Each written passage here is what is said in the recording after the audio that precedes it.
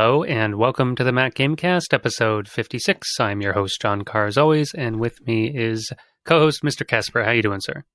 Hey, doing okay, thank you.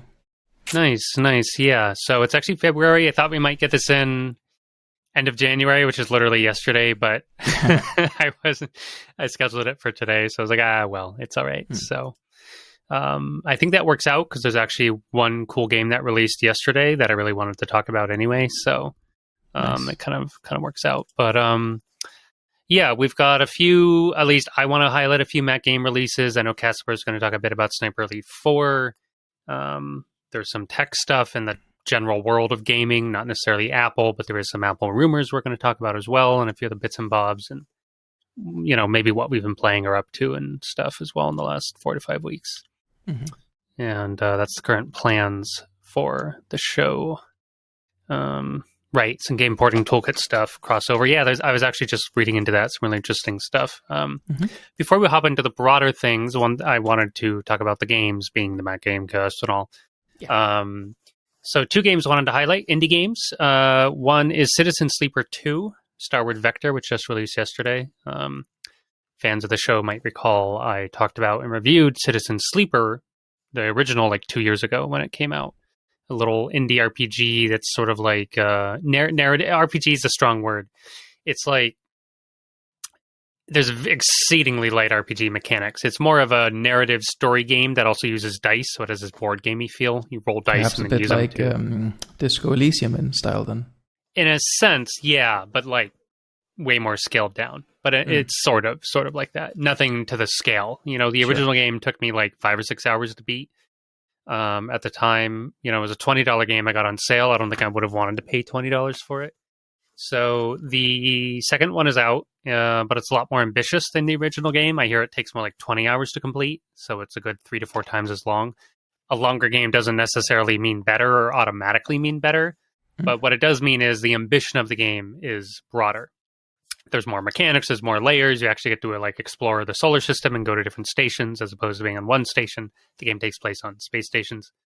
And, you're an android who's broken free, and there's all this interesting story stuff about trying to discover yourself and your memories, and people might discriminate against you and stuff like that. So it's got good writing, good music. I like the graphics, has a slight board gamey feel. And of course, I love board games. But it's really mostly narrative driven. I think they call it, I think on the page, they might even say, actually, I was just here. I want to check this because it's kind of important. They do say RPG, and I do disagree with this because you can choose a quote-unquote class, but all it does is give you, a static buff to this dice roll, in a different section. So it's not that, there is choices in quote-unquote classes, but it's a little bit of the telltale illusion of choice thing where you can go about things a different way, but they pretty much always end up the same way no matter what, other than maybe a character's tone is a little, different or something. So I'm not knocking on the game. I think it's a really good game, but it's a very good one-shot game. It's not an RPG you're going to be going back to again and again and, replaying it over and over to see how all the different outcomes and the different character experience, that doesn't exist.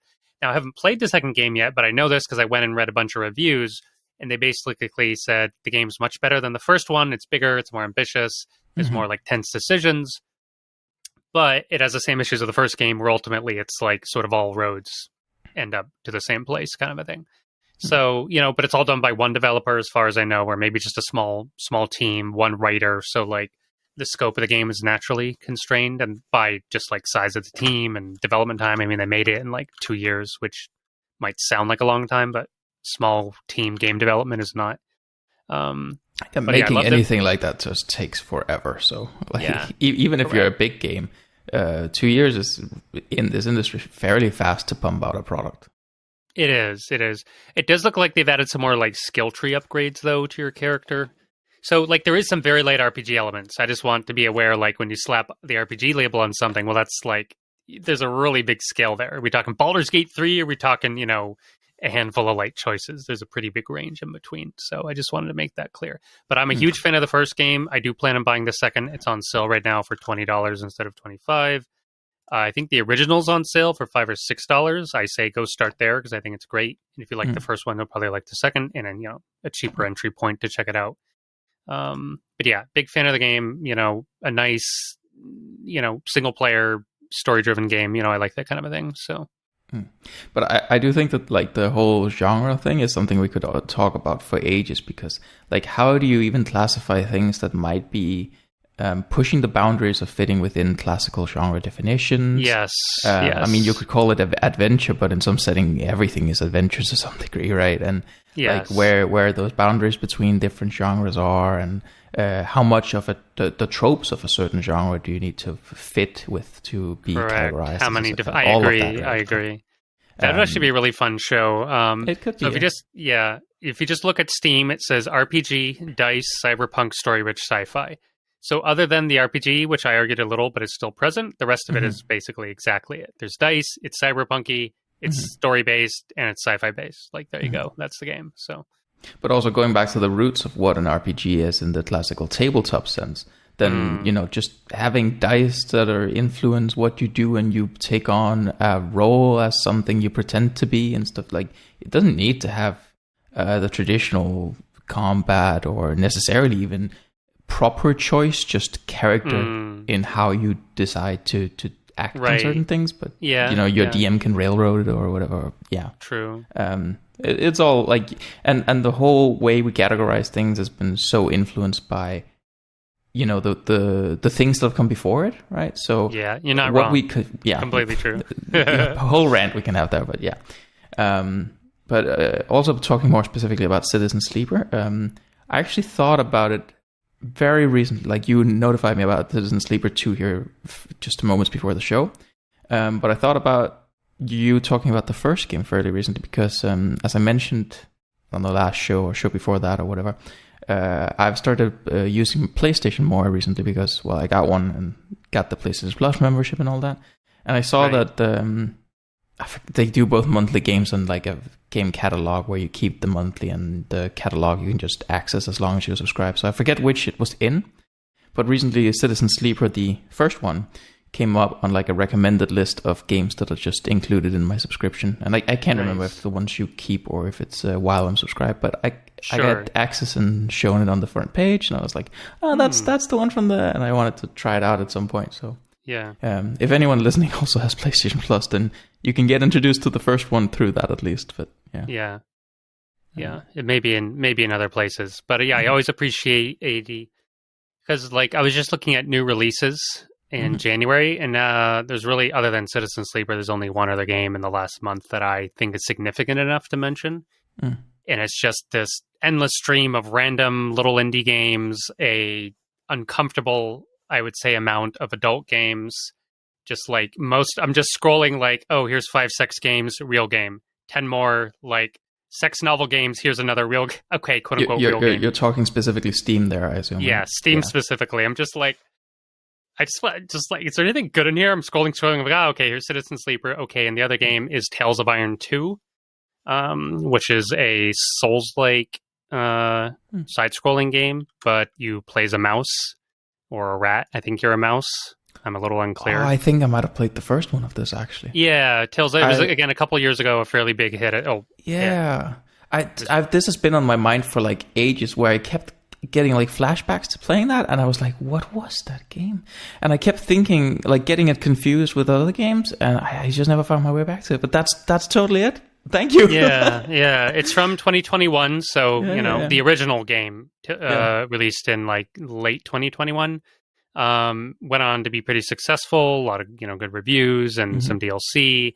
And I peeked at it, but I didn't really like the aesthetic too much. Like the setting, it's very like you're fighting a lot of frogs and swamps and whatever.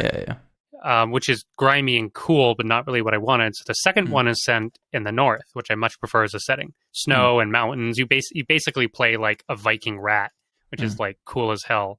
And you go out and slay monsters and do side quests, and so a very challenging game. There are 3 difficulties. I think the easy one's called Fairy Tale. I installed it and played around for a few minutes. Good graphics, good music. It's also narrated by Doug Cockle, aka Geralt of Rivia from the video games, the voice. So that's always fun. So people are like kind of memeing and calling it like, mouse rat witcher or like rat souls witcher or something. But yeah, interesting game in that instead of leveling up, is again talking about RPG tropes. Instead of leveling up, you as a character never level up. Your progression in the game is directly tied to gear. So the better gear you get, the more powerful you are. And of course, you can switch out, your helmets and armor and your swords and axes and spears and whatever, bows. There's even like a light magic and trap system, and it's got a lot going for it. And anyway, I just think it looks good, sounds good. I don't really enjoy the default difficulty of a Souls-like game. Like these days, I used to enjoy, I think, more challenging games. Now that I'm an old fogey at almost 39, I'm like, I just want to chill and like have fun and not really stress out. So if I do play it, I'd probably just play through on quote unquote easy, which I still don't think is particularly easy by other game standards, but is not like punishing, stomp your face in like sort of level. I think like my biggest, the thing is with that sort of game, I think I like it and I like the difficulty levels. And I don't think the experience would be the same without it. In fact, I'm a huge proponent of barring accessibility features, which I do think is a plus. Games like Souls just having the difficulty setting and not having options. I think that there should be options for, I really want to get into this, but I just can't deal with this. But I think that it should be like, it doesn't ask you when you hit New Game Plus, it just goes into the difficulty setting that is what it's tailored around. And then you can fiddle with, like Control does this, where it doesn't exactly have difficulty settings. It just has the difficulty setting where everything is balanced the way they think is good. And then in the settings, you can go like, I would like to have 20% more health or whatever to make the experience better for me. But as a default, it's just got the one that they made everything feel nice around with the amount of bullet sponging they want enemies to have and all that, right? I think you can design games perhaps better that way by not necessarily needing to consider more variables like that. At the same time, games like Souls, even though I love them and I've played a fair bit of Souls, mostly Demon Souls because that's my favorite, but whatever, they do have this effect on me where I get tired of them fairly quickly. Like, I play them for, I don't know, a good number of hours straight. And then at some point I just like hit this wall where I look at the game in my like list of games and I'm just sitting there like, I can't right now. And then I leave it for ages because every time I get home from work or whatever, I just, I can't right now. And then I just play something else that's just like a little bit more mindless.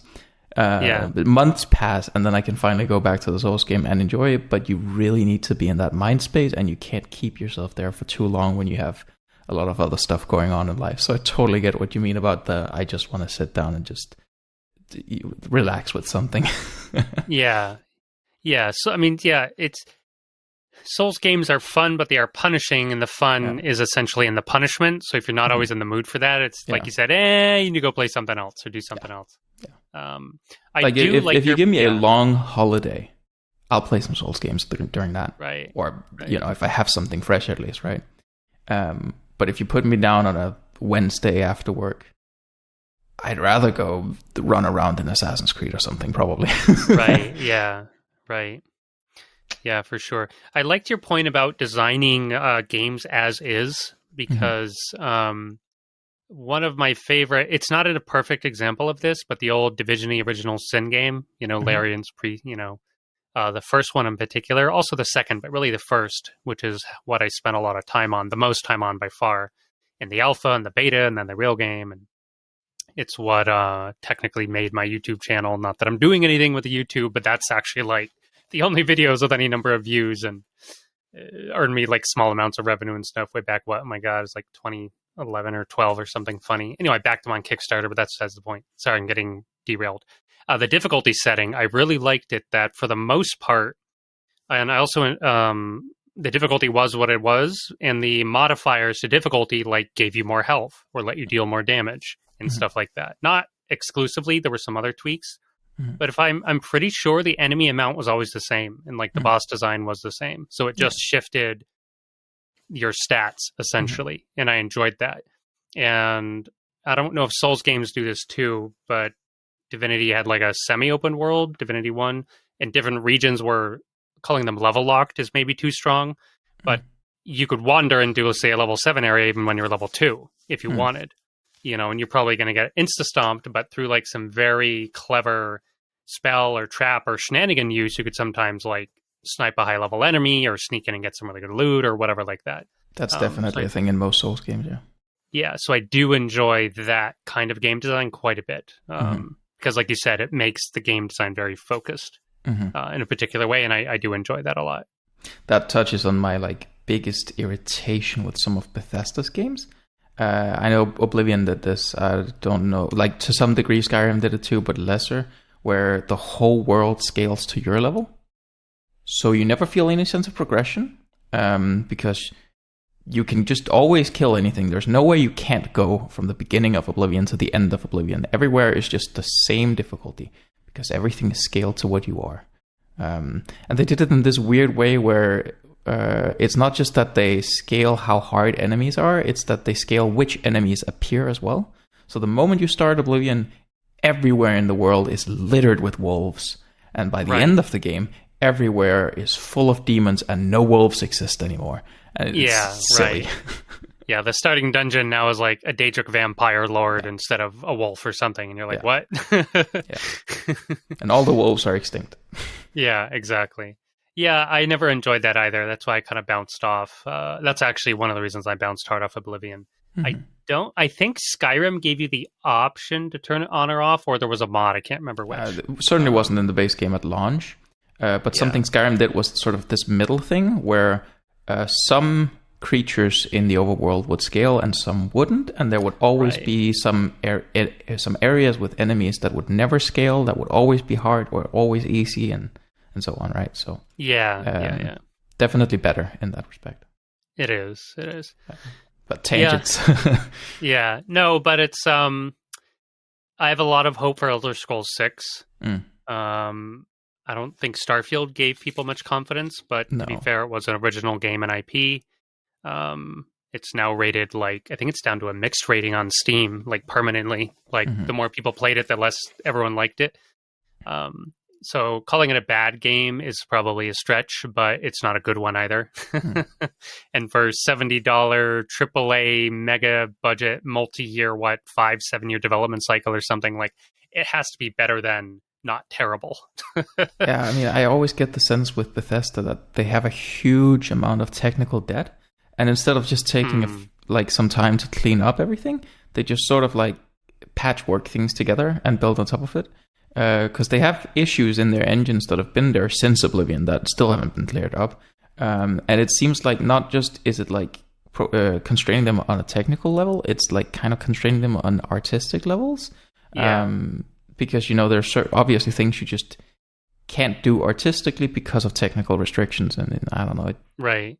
There always feels to be something where it's like, I can see a lot of ambition here, but the way that this character interaction actually turned out in the end feels like it's because you just couldn't do it within the restrictions of your technology or whatever.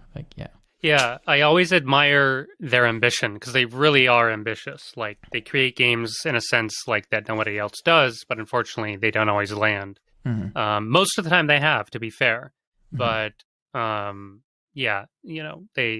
went out on a limb. It's fine. So I mean, we probably won't see Elder Scrolls 6 till like 2030 or something for all I know. But I'm very excited for when it does come out, one way or the other. But that's tangents. So back to my gaming stuff.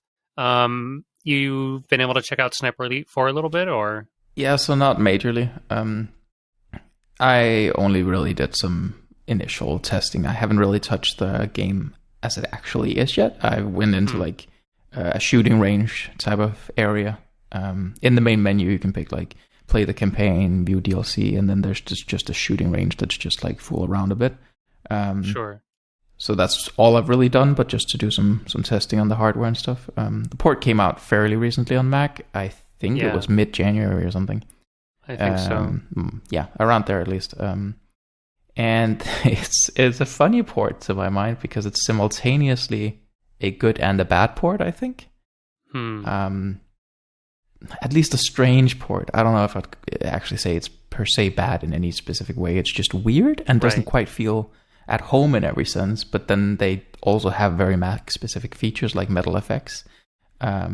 So they did a lot of work from a technical perspective, and then just left some, I would say, gaping holes at the that I would think would be low hanging fruit, but it just isn't there.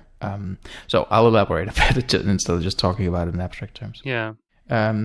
Starting off with something that might just be a me one-off, but who knows, right? The first time I installed the game from the Mac App Store, which is free. You can go do that right now for free to test it on your hardware before you buy it. It's like a demo where you just download the game and you get the full first chapter, I guess, first level, whatever they call it in the game, for free. You can just play through it and see how it runs on your hardware, and then it asks you for an in-app purchase to unlock the rest. But the first time I installed it, it got stuck on the loading screen to get into the game. Just hanging there, and I waited for like 15 minutes thinking maybe it's compiling shaders or something, but after 15 minutes I got suspicious and was like, is this really supposed to be like this? So I quit it, reopened it, it still got stuck on that loading screen. I uninstalled it, I reinstalled it, and it showed that loading screen for literally one frame, and then it moved to the main menu, so I was like, god damn it. That was a glitch. I have no idea how many people that affects. If you experience it, I guess the solution is to reinstall it, but it might just be 1 in a million that I experienced it. No, looking at the App Store reviews, a lot of them are negative and stuck on game load, Yeah, game will not load. The developers fixed it apparently January 20th or something. They patched it or something. Yeah, I don't think so, because I tried this just like half a week ago and I still got that. So okay. At least I see developer response claiming, hey, it's supposed to be fixed now, so maybe not on all hardware or something. It was fixed on a reinstall, so I don't know. Okay, so maybe a fresh install will not have the issue or something. Yeah, because it might have been a thing where I installed it initially and then got an update and that didn't fix it because I already had it. Whatever. Right. If you experience it, at least reinstall it. Worked for me. But then, I fooled around in the shooting range a bit. I had settings on Ultra. I had the highest resolution I could pick in the settings, which is not the highest resolution of my monitor, which is a bit funky. It's half resolution, so it's non-retina resolution of the display. So, half resolution. But then you have a resolution scale slider that goes up to 200%. So if you set to the highest resolution you can and then set that to 200%, you do get retina resolution, but you can't just pick that resolution. That's one of the things I find a bit peculiar about the game, because it acts as if that scale slider is for like, DLSS or metal effects or that sort of thing, and you can set it lower, in which case it will use metal effects to upscale it. But if you then also go the other way and just increase it's weird. I think it's a weird implementation. And it starts in windowed mode, which also feels a bit weird, because I would think a game like that should just start the first time in full screen, but it starts in windowed mode. That's fine. But it allows you to arbitrarily resize the window, including into aspect ratios that the game doesn't support at all. You can resize the window in a way that pillar boxes or letter boxes, and it doesn't update what the resolution says in the settings until you leave the settings and come back, in which case they sometimes still say the wrong thing when you resize the window like that, because you've resized it into a different size that changes the resolution in windowed mode, but the setting might still say it as if you were in full screen mode, which is wrong in that case. So there's all these weird things about it, right? And the menu bar for the game, it just says Sniper Elite 4 with the only option being quit. It doesn't have anything else in the menu bar, and there's no keyboard shortcut to enter and exit full screen. Oh no. You can either do that by hitting the green button or by going into settings and picking full screen, but there's no keyboard shortcut to enter and exit full screen, which I also find weird. But that's the weird out of the way, or the weird/bad. Here comes the good stuff, because there's a lot of good to this as well. As I said, actually there's one more kind of negative, kind of weird. The metal effects in this game is only the spatial version, so the lower quality version of metal effects. It doesn't use temporal metal effects. which does mean that the resolution upscaling isn't as nice quality as it could be for the equivalent performance cost, pretty much. That's out of the way. At the resolution I set, which was half of Retina resolution, 100% resolution scale, with Metal FX on to upscale to the effectively Retina resolution, ultra settings, my M1 Max, and that is the cut down 24 GPU core M1 Max, basically ran the shooting gallery, shooting range scene at 120 FPS locked. No dips. Nice. That's not a very intensive area. There's no enemies. There's only like these, what do you call those? Dummies or whatever. Yeah, the target, the little sheets with a painted figure on it or a drawn figure. Yeah. Sure. That's everything there is. There's only my character running around. There's no explosions or anything. I'm just shooting a Tommy gun into the air to like put as much load as I can on in that area, but it's not that intensive. But in that area, basically locked 120 FPS. I increased the resolution scaler up to 150% because I could see with my little GPU monitoring software that I wasn't even fully utilizing the GPU at that rate. Right. So I increased it to 150%, and that at that point it said around 100% GPU usage, but I was still getting pretty much locked to 120 FPS. That's the cut down M1 Max, ultra settings. I don't think that there's going to be any problem running this game at decent frame rates on any Mac. Right. I don't know how intensive it is on memory. I didn't actually look into that. So if you have the 8GB M1, or I don't think you could get the M1 Pro in 8GB, could you? I don't believe so. Right. So maybe if you have an 8GB machine, it might still be a problem. But if you have enough RAM for it, I think you can run it on a base M1 MacBook Air. Probably not at the same resolution and settings I did, but sure, put it down to low or medium and regular 1080p, and I think you're golden. Which is what you want to see, right? Any Mac can run the new set of native Mac ports. Of course, this isn't a brand new game, and you can definitely it's brand new to the Mac, but you can definitely see that it is an older Sniper Elite game, or an older game in general. There's some of the foliage that looks a little, let's say, dated by completely new game standards. It still looks good. It looks perfectly fine. It's not one of those games where you look at it and you go, this is PS2 or something. It's still fairly new, right? But you can see it's not the latest and greatest. But yeah, I think if you're into the type of game this is, the technical side of it shouldn't really be a limitation to trying this out, no matter what hardware you have, really. And that's the important thing, right? I mean, it's single player, sneak around, shoot Nazis in the head in creative ways, or in wherever. You shoot them all over the place. Or you shoot something and it falls on their head or whatever. It's like Hitman-ish, but you're a soldier shooting Nazis. Are you supposed to be a U.S. soldier? I don't even know the story. Are you the same soldier in every game? I have no idea. I actually don't think so. I think this one takes place in Italy, at least. Okay. So you're probably an Italian soldier. Yeah, I don't know if you are Italian or if you're sent over by the US or whatever, but you don't have an Italian accent, at least, so that's all I can say. Right.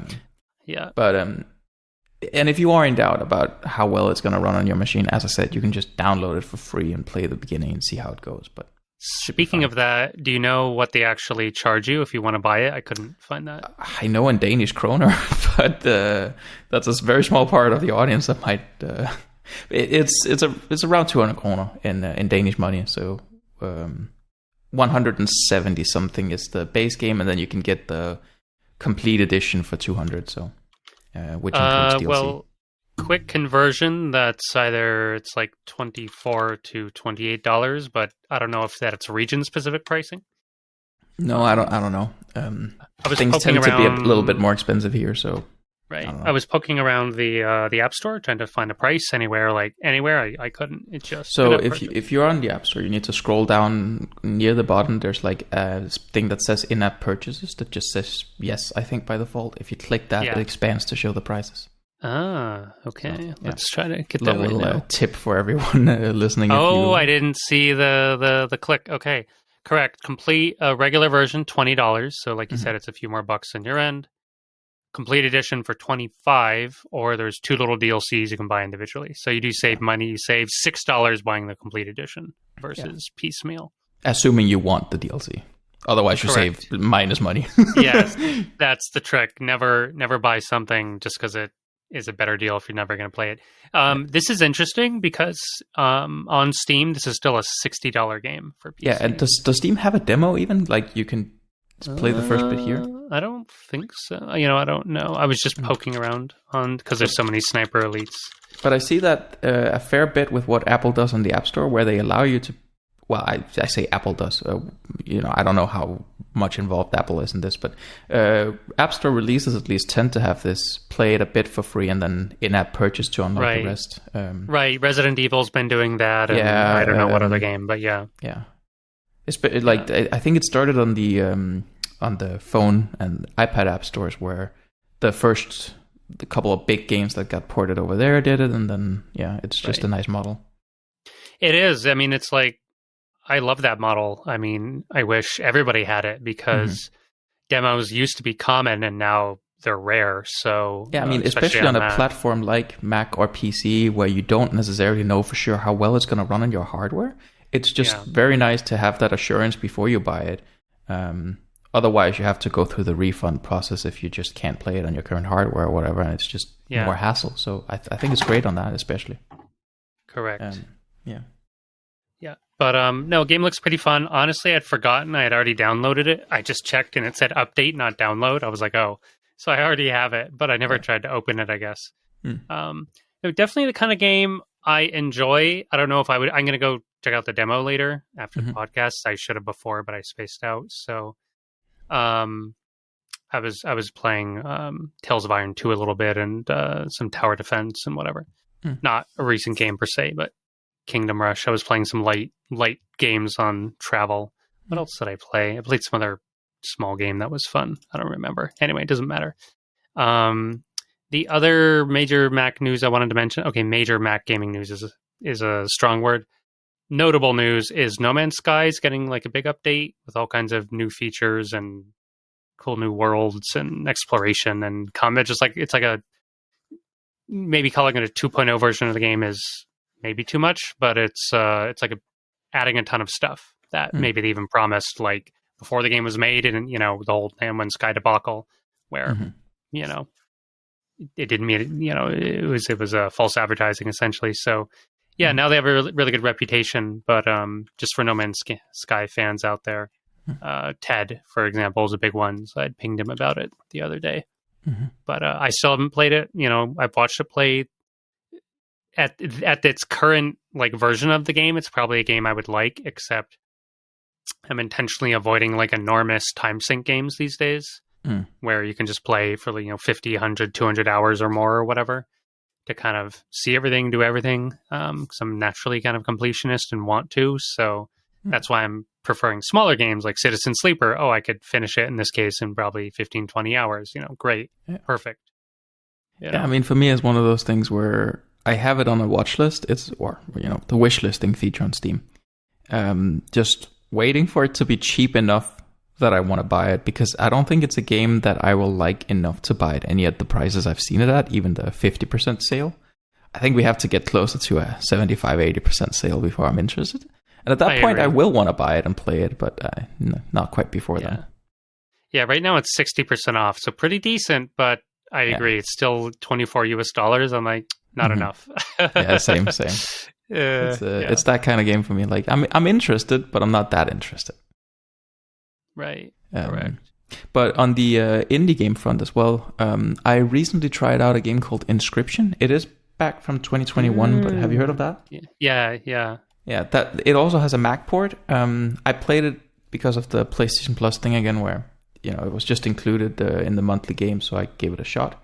Had never heard of it before, and I kind of recommend going in blind if you're willing to try that. It's very interesting. I say going in blind. I'll say a little bit. It's kind of a card game, but kind of not.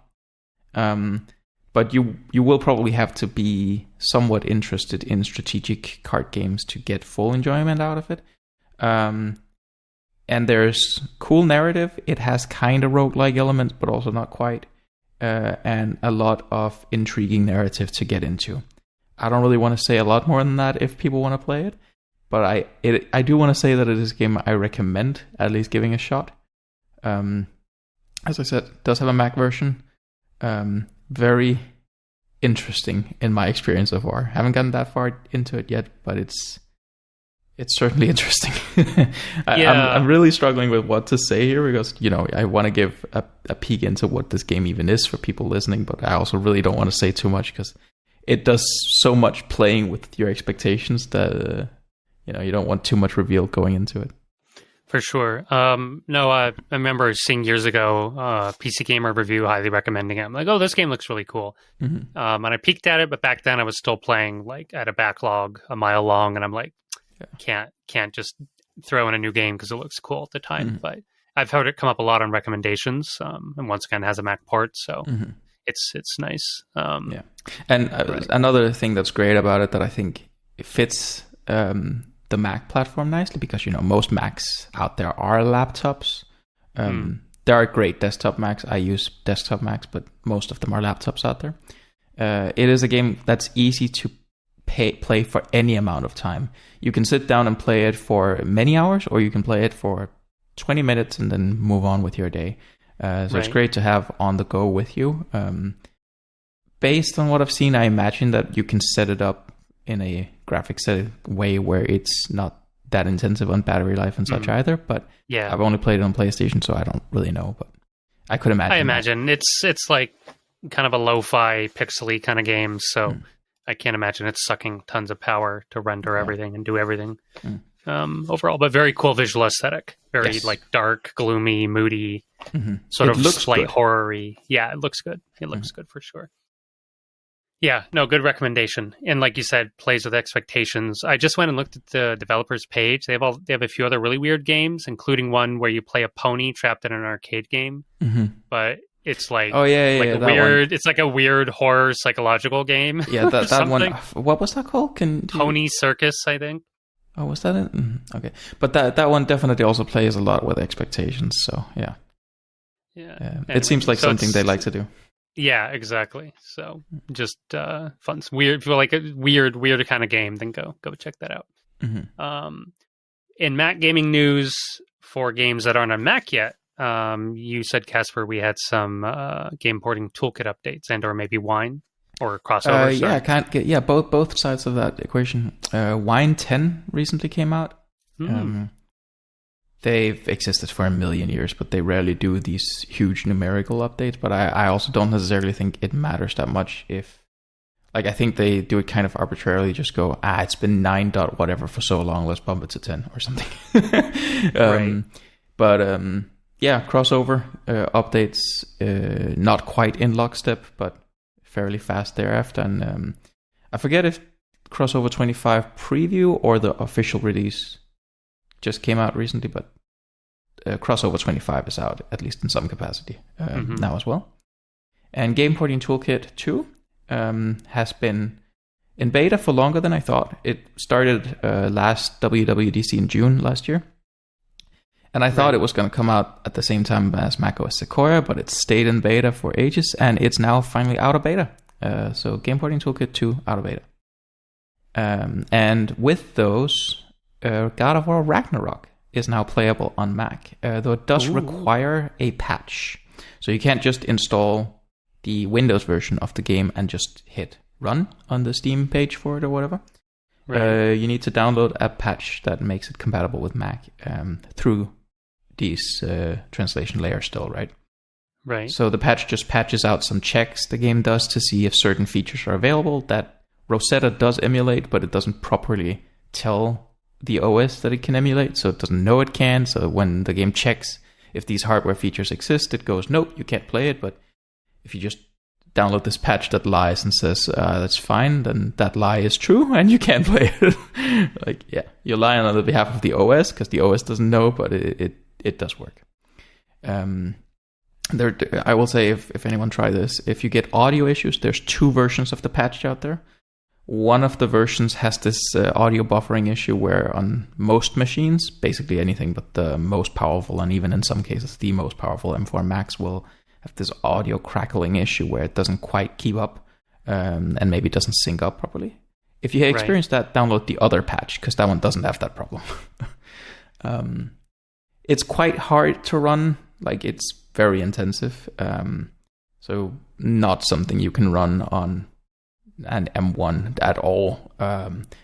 Maybe not even an M1 Max at this point, but the M3 and M4 generation, especially the Maxes, not necessarily the base chip still, but M3 Max, M3 Pro, M4 Max, definitely. Maybe the Pro versions of those chips too can run it decently. But yeah, it also doesn't suffer from any of the visual glitching we saw with Game Porting Toolkit 1 running God of War. It seems to just run perfectly, aside from one of the patches with the audio stuff. But if you get the right patch, it seems to just run perfectly when the performance isn't an issue. So that's nice. Yeah. There's also been general improvements across the board with the updates to Crossover and Game Porting Toolkit. Slight performance improvements, but it is extremely slight. So it's not like you can suddenly run something that was too intensive before. We're talking like on average 0.8 FPS more or something across the variety of games I've seen tested. Some games you don't see improvements at all. Some games you see like 1 FPS, but it's almost within margin of error, but it is consistent enough that if you run like 1,000 benchmark iterations, you do so it doesn't really matter, but they do keep working on that side of things, and more games are compatible all the time. I'd say we reached a point where game compatibility is good enough that if I see a new game and I know that it isn't something that uses intrusive anti-cheat because it being multiplayer or something, I will have confidence enough in Game Porting Toolkit that I will dare buy it and just try it out, assuming there is a refund policy on the platform.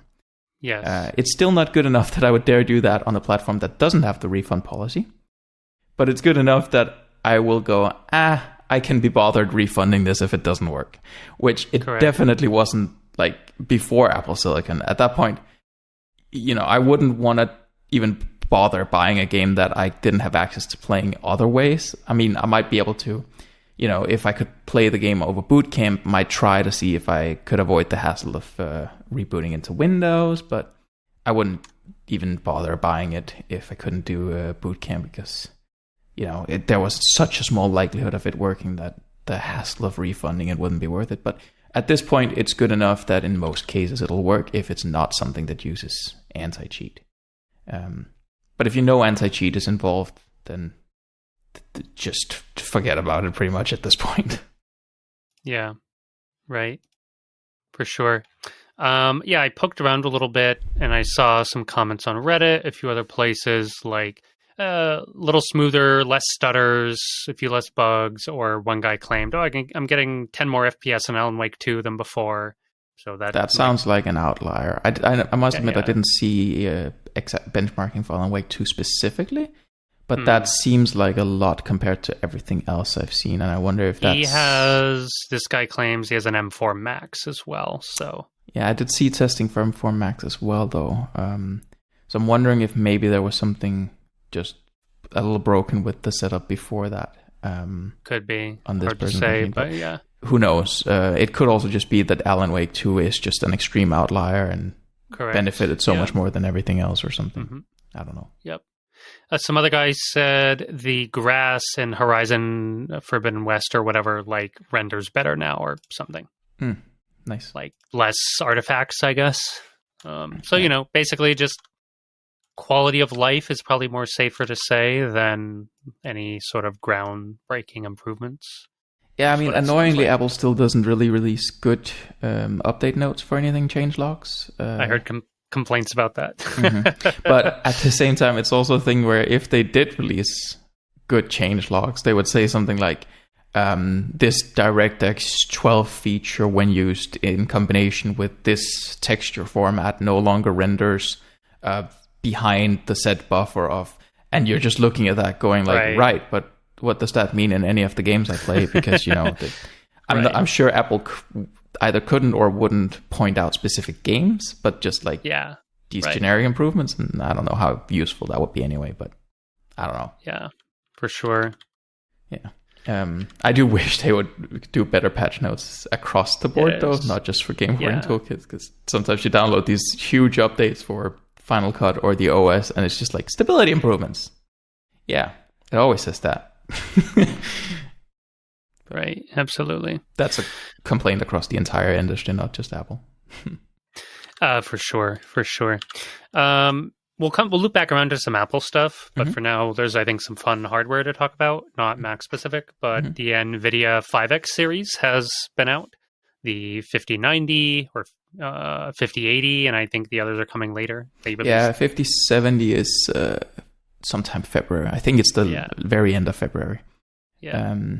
5090 is kind of a paper launch because the vast majority of stores got like 1 to 2 of them. So yeah, it's technically out there, but there's really not that many. 5080 did have a lot more stock, so it's more likely that you'll be able to pick one of those up. But at the same time, it's also not that impressive a GPU, the 5080, compared to the 4080. 4080, which was quite good, actually. Yeah. But if you look at the actual improvements from the 4080 to the 5080, it's like, I forget the numbers, but it's like 18% faster or something, but also uses around 18% more power or something like that. So, or it might, those numbers might not be exact, but it uses more power. It performs better in about equal measures. So, I don't know. Right. But it's nice with new hardware, and in addition to like raw performance, which these GPUs don't offer it that much more of, but obviously they still push the needle forward in that respect. They of course offer feature improvements and substantially more of the neural tensor performance that Nvidia keeps talking about, which that's not necessarily directly impactful on current games, but could be impactful in future games or feature uses like DLSS 4 and multi-frame generation and all that. So your mileage may vary depending on what's important, but if you just want super powerful raster performance for traditional graphics, then these aren't necessarily that much of an improvement, and you might be better off just looking at the used market for a last generation GPU and then perhaps getting something that's a higher tier than you would get in the 50th generation. So, if you're looking at a 5070 going, that's interesting, then maybe you can get a 4080 instead and be better off depending on what you want from the GPU. Yeah, the use case for sure. Yeah. But if you have $2,000 to burn and a computer that it can go on, a 5090, I'm more interested because eventually what NVIDIA does with GeForce Now, the streaming service, is they upgrade the computers they run on. Right. And because when it first came out, they were running on 3070s, 3080s. I don't even know if there's a 3090 tier. I don't think there is. I don't think so. And then, Then after some time, they upgraded the higher paid tier to 4080, which is very good. So I'm, assuming at some point, sometime this year, I don't know when, they'll bump them up to the 5080s or whatever. Yeah. Which would be cool. Yeah. Yeah. And I mean, if you are in the market for the absolute best gaming PC you can absolutely buy, money isn't an object, then the 5090 is, of course, cream of the crop. Right. Yeah. But that is a huge amount of money as well. It's a lot of money. It's a lot of money. Yeah. $2,000, or if, you would have, if people are scalping them now probably for way higher than $2,000, I'm sure. So I've seen one for $6,000. Yeah, I bet. That's insane. Well, probably some crypto bro or something is going to buy it and go mining or whatever the heck. I don't know what they use, I guess, but yeah, I mean that's not really that profitable anymore in GPUs. So, yeah. Funny time, but I just get excited by new GPU releases, whether I'm going to buy one or not. I just like to see the hardware going up. I agree. Like you said, the immediate benefits and then the possible future ones. Like you talked about some of the the rendering of the tensor cores, and they have other neural this and AI that and whatever being thrown in there. So it's just fun. I like to see the tech advancing. Yeah, and I mean it's a sneak peek into the technologies that are gonna drive future game development. It's it sort of also shows what direction the competition is heading in. Like obviously we talk about Macs and Mac hardware and that sort of thing, But looking into what Nvidia and AMD and Intel and the rest of the market does also informs what Apple does in some way, right? Because sometimes Apple leads the way with new hardware and new features and new technologies, but other times the competition does, and Apple does follow that sometimes as well. It's not always just inventing your own path. Sometimes other people have good ideas, and we can see that from what Nvidia does sometimes, right? And absolutely, these upscalers like DLSS and FSR and XeSS and stuff, they started over there, and then they came to Mac with Metal FX, and 100%. Frame generation is coming with Cyberpunk to the Mac and stuff. So 100%. So it's all good. We benefit, if not immediately, then at some point later, one way or the other. So when I say we, I mean Mac specific gamers are playing games on your Mac, not through the cloud or it's through pretty much the community as a whole, no matter where you were from, right? Or like what community you're in. If you're an AMD fanboy, you benefit when FSR gets better because these technologies get better as a whole. So you have to keep up. If you're a console player, then you benefit. If you're a Mac player, like everyone benefits, right? Right. And since they compete, they want to be equitable with each other or equivalent. So then they keep raising the bar, raising the game. Yeah. Literally. So it's all good. What is it? Healthy competition breeds something, fosters something. There's a saying. I forget. I know what you're getting at, but I can't remember the exact phrasing. I can't either. So that's been fun. The other, I think, interesting bit of tech you wanted to talk about maybe was the Switch 2, potentially. So in I can't think of the company name now. Hold on. Nintendo. Nvidia was so far at the front of my brain that I couldn't. But Nintendo officially announced the Switch 2. They didn't actually say that much about it in like concrete terms. They showed it off, so we know what it looks like. Okay. But aside from showing it off and saying it's called the Switch 2, that's basically it. But then again, we almost kind of knew that before they said anything, but now it's official. So, right. There's a lot of speculation out there about what's going to be in it from a hardware perspective. Most likely, Nintendo isn't actually going to say anything about that until it's coming out. People can figure it out on their own.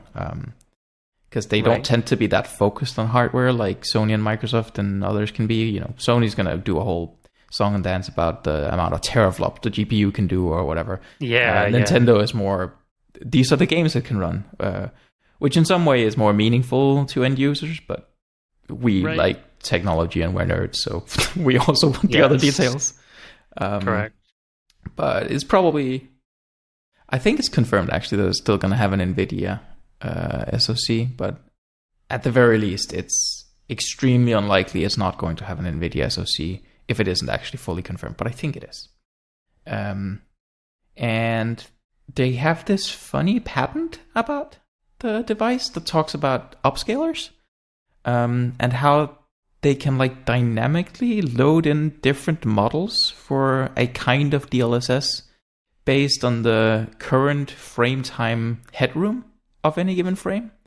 So if they render a scene and go like, oh, we don't have that much frame time left before we need to present it for 60 frames per second, they can load in a different DLSS model to, if they have a lot of headroom, to upscale it at different qualities and such. I don't know if that's just them making a patent for future-proofness or something, or if they actually have something ready to ship for that or something, because that's not in regular DLSS by Nvidia at least. So maybe they worked with Nvidia to do some custom upscaling thing or something. I don't know. That's just a patent though. That's not something that's been talked about specifically as being in the product, but it's certainly very interesting for the future of Nintendo Switch games. But yeah, aside from that, we don't know really that much about the hardware or anything. It's just it exists, and it's gonna. They said they're gonna talk more about it. Later on. I think March or something. They were gonna do something more, but I can't remember the dates off the top of my head. But progressively more information, and then at some point, Switch 2 release. Yeah, no, it's fun. Handheld.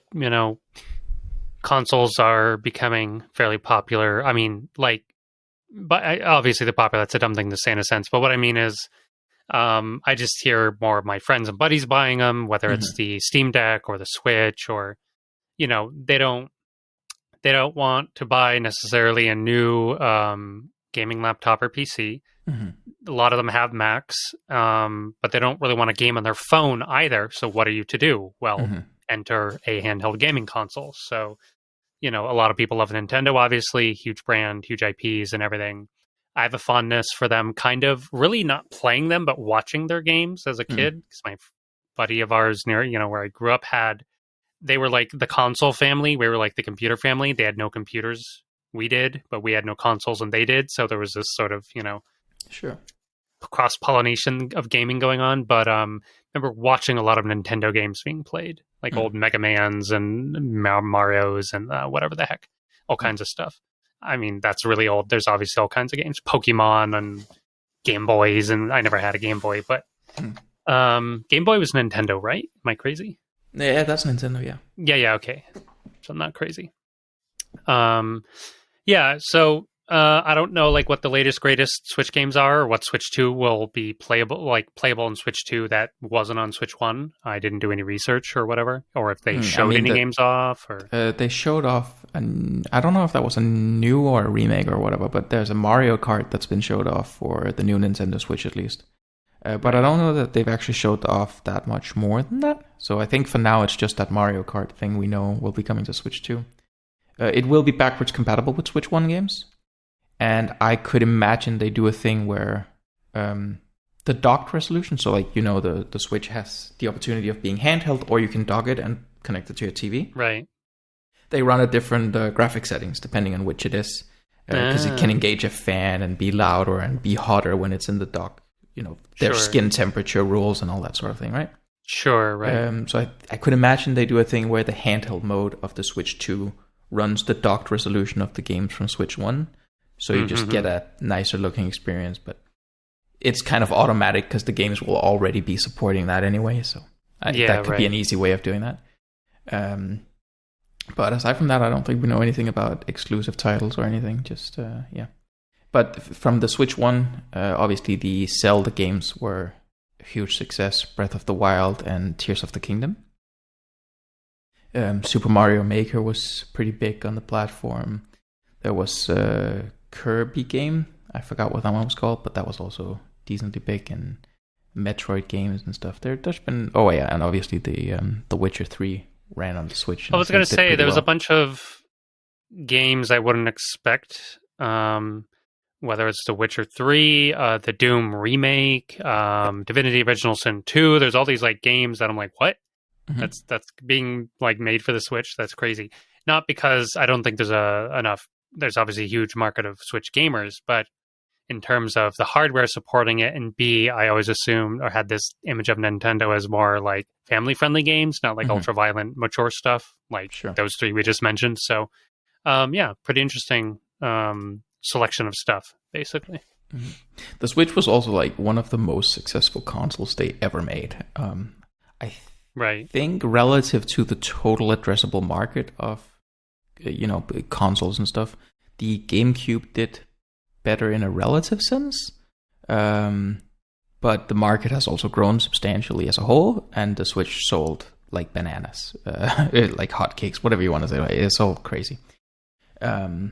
So I think they're really putting a lot of effort into making the Switch 2 a great successor and keeping that momentum up of having a really big share of the console market as a whole. And obviously they have a little niche for themselves as the handheld console.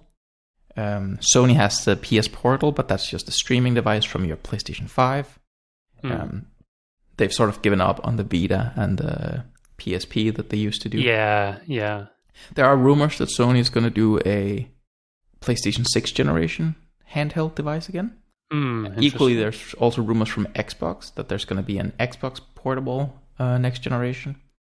Interesting. We'll see where that goes. And there's obviously a Steam Deck 2 in the works. Yeah. And if you look at the general PC landscape for handheld devices, that's also booming. There's the ROG Ally, there's the Lenovo Go. I can't remember the names of other ones, but I know that there's more out there. Right. where all these different brands are making handheld devices, and AMD is even making specific processor lines just for these handheld gaming devices now. Oh, interesting. I think it's called the HX set or something. It's got a funky name like that that's not like their other processor names. But yes, there's a lot of interest in that market, and I think it's only gonna keep going in that direction for a while. Yeah, for sure. Interesting stuff. And one other thing that's very interesting in that space. Steam, rather Valve, is opening up for SteamOS. So I forget if it was Lenovo with the second generation Go or the next ROG Ally. But one of those two is going to come in two versions. A Windows version that's going to be like the other one, and a SteamOS version that's going to be cheaper than the Windows version, but with the same hardware, booting exactly like the Steam Deck, but different hardware, different manufacturer. Oh, that's really interesting. Mm-hmm. Interesting. Yeah, the only time I find myself wanting one is when I'm like on an airplane, which is about once a year. Yeah. So I'm like, well, what am I going to do with it the rest of the year? I'm not going to use it, and I don't want to buy, so I'm, so that's why I just usually buy like some cheap indie game, or I went on a trip in January, so I just bought like a tower defense game because it's not too hard but challenging enough. I like tower defense. I play it a little bit on the plane, coming going, and then I don't play it. So I must admit, I'm also like more all or nothing. Either I sit down and play games on the big screen on my iMac or on the TV with the PlayStation or whatever, or I play, if I do play at all, something dumb on my phone for just 5 minutes. It passes some time. But exactly. That middle space doesn't really, there's not space for it in my life, but everyone's different. Everyone's different for sure. But lots. Again, same. The tech keeps evolving. The handhelds keep getting better, cooler, maybe more cross-compatible with more SteamOS, or some crazy world where I don't know. Like, where's the Mac handheld? Obviously, they have iPads and iPhones, but I mean like an actual like handheld little thing, like a Steam Deck or a Switch or something. I think Apple's solution to that is always just going to be buy a like one of those little controller docks you can attach around your iPhone. Yeah. Some of them are very Switch-like, if I'm not mistaken. Like definitely, I've definitely seen a lot that are Switch-like, and with the increasing catalog of higher-end games you can play on your phone, I can see a market where that sort of thing makes sense, especially because you already have your iPhone, and the accessory probably isn't as expensive as a whole console. So, right. But you are then also limited to the games available on the App Store, which is less than if you just get a Switch which has the huge catalog of games, and it's a dedicated platform on that. So there's all these trade-offs, but I really don't see Apple making a handheld console-like device to compete in that space, because the answer is the iPhone for them, right? You're not wrong. I could definitely see them tackling the big screen TV market before anything like that, at least with something like an Apple TV Plus or something. Well, that's the streaming service, but you know what I mean. Yeah, I know what you mean. Yeah. No, I agree. You're not wrong. Apple TV Pro Max. Yeah. Ultra Max Double Plus. Yeah. Speaking of potential stuff, we can finish off with some Mac hardware rumors, or maybe somewhat confirmed stuff. We've got maybe something with the iPhone SE, maybe some M5 rumors, Studio Display. We have some canceled augmented reality glasses, which finally got canned, apparently. Canceled, or like, can we call them canceled when we don't really know if they were real? Like, well, yeah, correct. There's been some rumors, but it's never been that concrete. Purportedly, the Bloomberg guy, Mark, whoever, claimed it's like officially been canned. Like, people who are on the project got yanked and whatever, but. Yeah, I just thought that was funny. I agree. Like, it was never an announced project, so can you really say it's a canceled one? Yeah. But I thought the idea of like a Google Glass-like thing that just acts as the Mac Virtual Display on the Apple Vision Pro, but only that feature, and then doesn't have the rest of the spatial. Like, I think that could be cool, but I also don't think that Apple is going to benefit much from making super niche product, and I definitely think this would be a super niche product. Like, if Apple makes a super niche product, it's usually because they have an idea for that market being less niche in the future. Yeah. And I don't think this has much potential to grow, other than a huge evolution of Vision Pro one day in the far future. You know, if Vision Pro, as it is now, as that spatial computing Vision OS platform, can ever be just like regular glasses in form factor, that's an evolution I can see Apple going towards. But the separate like Vision SE glasses thing, which is as limited as can be right now, I don't think that makes sense either. So I don't know. Probably not. No. But regarding the iPhone SE, you know, reports indicate that that's pretty much just around the corner. Announcement within the next month or 2 or 3. Probably less, like 1 or 2 months more likely than 3. Nice. It's a bit unclear still if it's going to be the iPhone SE next generation or if it's going to be called the 16E. Both names are floating around. Naming doesn't matter that much, I guess, if the product is the same otherwise. But there's also a bit of confusion surrounding whether it will have a notch, like the 10, 11, 12, etc., or if it's going to have a dynamic island, like the 14 Pro and 15 series. I would hope for the dynamic island, but it is also a budget phone, so I'm a bit skeptical on that front. Right. But aside from that, it's going to be adopting a similar design language to the 14, 15, 16 series, and one camera on the back instead of the 2 or 3, depending on the model, right? You know, what you would expect from an iPhone 16e/SE. Similar CPU power as the regular 16, so an A18.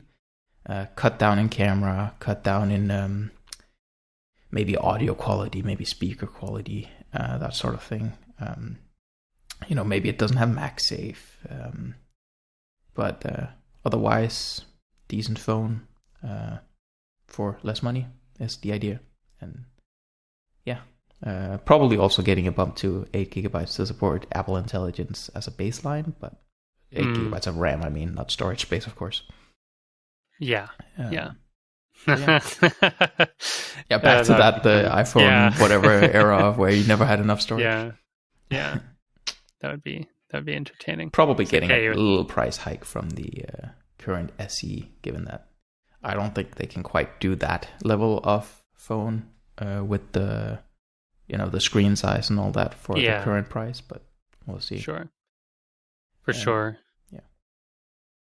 And you said something, maybe, was there some studio display rumor, news, leak, anything? It's just there's continuous talk about it every now and then. Like, it's often, 6 months between a story, but they do happen fairly consistently still within 6 months of each other.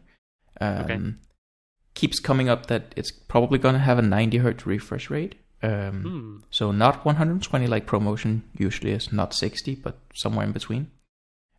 Still ProMotion though, so variable refresh rate, right? So if your game only renders at, 70 FPS, then it's just going to match that. Probably a slight increase in contrast ratio from mini LED. I say slight, it's going to be dramatic, but it's still probably not... it's not going to be like OLED or anything. It's going to be mini LED in technology. Similar design language, everything else, just, the similar kind of improvement you see in the MacBook Pro screens, but just brought up to the studio display, and with that refresh rate slightly lower at 90 hertz instead, but otherwise similar technology. And people are talking about either 2024 around June or 2025 around same time frame. I keep hearing conflicting reports on that from Gurman and Ming-Chi Kuo and such, but it's around then it's estimated for. So sounds like we're getting a more regular time frame for screen updates from Apple than we used to, where God knows how long it could take from display to display. Absolutely. Cinema display, Thunderbolt display, then forever passed, it got discontinued, then studio display, like this whole thing, right? But there's also a little bit of talk about M5 already, even though we haven't even seen the end of M4, presumably, with I imagine an M4 Ultra coming to Mac Pro and Mac Studio. Yeah. But there is a little bit of talk about M5. The only thing I've heard so far that I would, consider valuable or meaningful intel is that there's some indication that the next one could increase the GPU family. So Apple splits their GPUs into these families where each family has a certain level of features developers for metal stuff can target. And then there's sometimes extensions on top of that. So even if you are a GPU family 8 device, you might still have some extension features that not all GPU family 8 devices have that you can still target. But every now and then they just go, there's enough new features that it's a new family. And then, you can just query, is it a family 10 device? Then all of these features are there and we can make use of it.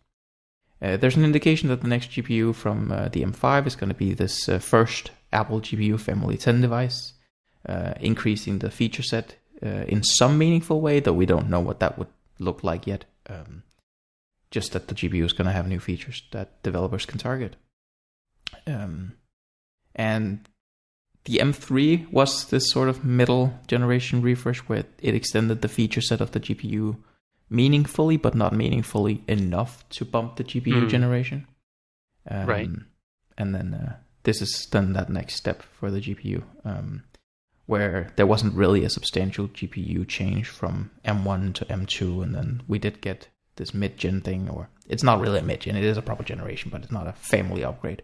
Yeah, the M3 and so this is going to be the first fully new GPU family since the M series. Interesting. No clue what that actually means yet. Just sure. That's what the indications are. Right. Yeah. More likely to become clear probably towards the end of this year, fall, winter. Maybe we'll have more something like that. Probably, yeah. More info. It seems to be around when we get some hints of that. Mm-hmm. But yeah, more screen tech, more hardware tech, all good. I'm still eyeing a 2026 MacBook Pro upgrade. We'll see what they come out with and when then. Mm-hmm. I heard a rumor anyway that the screens might go full OLED for the MacBook Pros. So if they do, I'm like, ooh, give me one of those. My external monitor's OLED, so I've gotten used to it. Not using it right now, but doesn't have a camera built into it, so I don't use it for the podcast. Right. But for work and gaming, it's real nice. So not that I'm gaming too much, more like, I've gone from Cyberpunk and Baldur's Gate to like random indie games. So, I mean, OLED still scares me for the risk of burn-in, but at least if they do the tandem OLED thing they did on the iPad, then that does reduce, not the risk of, but the likelihood of, well, that's the same. How much stress the display needs to be under to cause burn-in is what I'm going for. Yeah. For sure. I don't know if Apple would do anything like this. My external one fairly regularly pops up with a little notice that it wants to like do a self-diagnostic refresh thing to prevent burnout, and it'll either run when you turn the monitor off or you can press a button to do it immediately. Yeah. Our TV does that as well, where I've set it to just automatically always do it when I turn it off. Like not every time, but when I turn it off, if it wants to do it, it just does it. So. Yeah. So, I don't know if Apple would do something like that or whatever. No idea, but yeah, hopefully. But yeah, all good things. Next show will probably mostly be all about Assassin's Creed Shadows because, it got delayed again. Oh, it got delayed. I'm pretty sure I don't think I'm crazy. AC Shadow. I'm pretty sure it got bumped to March. Oh, crazy. Instead of February 14th. For all platforms? Yes, delayed to March 20th, 2025. So Dang. I was about to say we're going to talk all about AC Shadows next, end of Feb or something because it's supposed to be out February 14th. No, they've been in a lot of hot water for like some this, that, and the other thing. Basically, like footage they've showed off being kind of buggy, glitchy, a lot of clipping and stuff like that. And it's like, wait, you're releasing this game in 2 weeks? Like, and that this is the best you've got to show off. Yeah, it's like hold up. So they were like, after a fair amount of backlash, I think, from fans and whoever, They're like, let's delay it another, what would that be? Like 5 or 6 weeks. So presumably it's like more QA and cleanup and bug fixing and what have you. Maybe we'll get Cyberpunk for Mac by the time we do next show then. That was supposed to be early 2025. That's all they said, yeah. But who knows what early means, so. Right, yeah, exactly. But definitely some, heavy hitters coming soon, and it'll be fun to talk about them more. Cyberpunk is still getting patches, by the way, so. Oh, wild. Yeah, like little things, like they added a ton more to the character creator, like 100 new, whatever, hairstyles, piercings, tattoos, whatever, all that kind of stuff you would expect in a... Wasn't that already like insanely expensive? It was already pretty extensive. They just added a bunch more. Okay, cool. And another feature they added just after I finished playing it, which really annoys me, is now, I think it's a great feature and makes you want to go play, is when you're driving around in cars, not on a mission, just randomly. Johnny Silverhand will appear and like start talking to you or comment on what's going on, like reactively. He does that throughout the game in tons of ways, but usually it's on when you're on a mission. Every now and then you can go up to an area and he'll do it anyway, like a cool view or some random crap on a wall or something. But usually it's mission based, so this is just like random. You can just like hang out. Were the ones where he just showed up with an amp and just started playing guitar in some area. Yeah. I just start shredding. It's good ambience. It is. Yeah. No, I got a couple of my board game friends into the game because they also play computer games, and because I also played a Cyberpunk board game, which wasn't that good. It was not bad. It was like Gangs of Night City, so it wasn't anything in a sense to do with the like anything you might expect in the video game. You're just playing gangs, like an area control board game, like playing gangs for territory. But one of them really liked the game. The other one generally liked the game, but couldn't stand Johnny, which is funny. Okay. He's like, he's this horrible person, or but he picked all like the combative dialogue options. So you never become friends with Johnny, which I did. So, but I guess you can just be like antagonistic all the way through. And so in a sense, he fell into this like vicious loop where the more he disliked Johnny more and more because they just kept getting more and more at odds with each other through all those dialogue options and story choices and everything. So that sort of amused me. But yeah, he got really riled up about it. Yeah, but that's good. Games should make you react, like a good game, and like a game that size or of ambition, and like we talked about, a story game, an RPG game, they should have characters, choices that make you go like Not all of them, but I think sometimes. So I thought that was funny. Yeah. But Cyberpunk, AC Shadows. I don't. There's probably something else. Major Civilization around 7. The corner. Yeah, I think it's next month as well, maybe or soon. It's soon anyway. So yeah, big stuff coming. So we'll be yakking about it then.